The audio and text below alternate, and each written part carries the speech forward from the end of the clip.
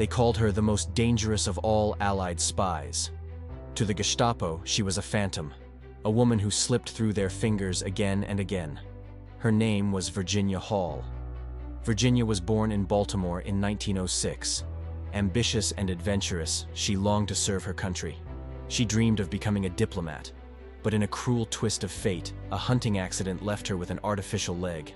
In those days, the US State Department turned her away. They told her she could not serve. But Virginia Hall refused to be defined by what she lacked. The leg she nicknamed Cuthbert slowed her body, but never her will. If she could not be a diplomat, she would find another way to fight. When war broke out in Europe, Virginia volunteered. By 1941, she was working for the British Special Operations Executive, the SOE. She slipped into France under cover of night. Her mission: to organize resistance, sabotage railways, and gather intelligence right under the nose of the Nazi occupiers. She posed as a reporter, then as a nurse, blending into French villages, always smiling, always unassuming. But in reality, she was building entire networks of resistance fighters. Farmers, priests, shopkeepers, ordinary people who, under Virginia's guidance, became a weapon against Hitler. The Gestapo soon realized someone was undermining them. Trains derailed, bridges exploded, messages were intercepted, leaflets spread, and the name whispered in their offices was the Limping Lady. They didn't know her face, but they hunted her with obsession. Posters appeared, a woman with a limp carrying a cane. Rewards were offered. Yet Virginia always stayed one step ahead. She changed disguises constantly. An old milkmaid one day, a poor French woman the next. She dyed her hair, patted her clothes, smeared mud on her face to look older.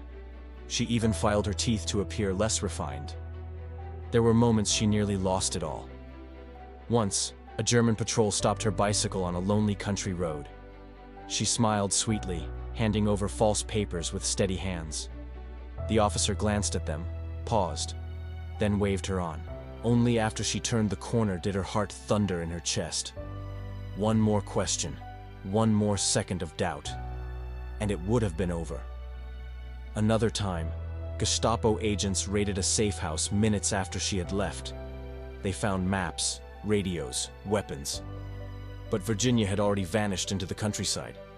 By 1942, her network was enormous. She coordinated sabotage missions that destroyed supply lines and delayed German divisions. When the Allies landed in North Africa, her intelligence proved critical. The Gestapo raged. They called her the most dangerous of all Allied spies. With the Gestapo closing in, she had to escape over the Pyrenees Mountains into Spain, in T. But in late 1942, Virginia faced her greatest test, the dead of winter. With her artificial leg, the climb was brutal. Ice, snow, cliffs. Every step sent pain shooting through her body. But step by step, she pressed on.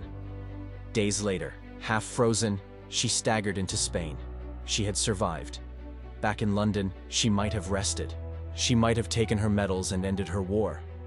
But not Virginia Hall. She joined the newly formed American OSS and demanded to return to France. This time, she disguised herself as an elderly peasant woman. Gray hair, hunched back, thick skirts. She carried cheese and milk into villages while secretly organizing parachute drops of weapons and supplies. She trained resistance fighters, planned ambushes, and directed attacks on German convoys. Under her leadership, resistance groups destroyed rail lines, cut off communications, and launched attacks that crippled German reinforcements. When France was liberated, the truth came out.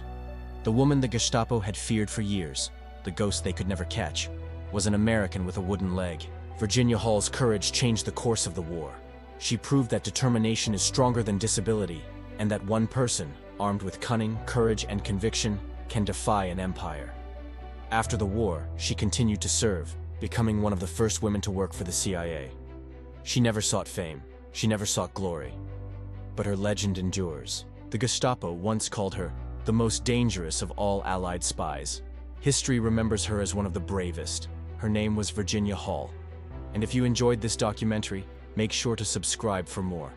I truly appreciate your support, because I put a lot of time and effort into making these stories for you. By subscribing, you help me continue to bring history to life.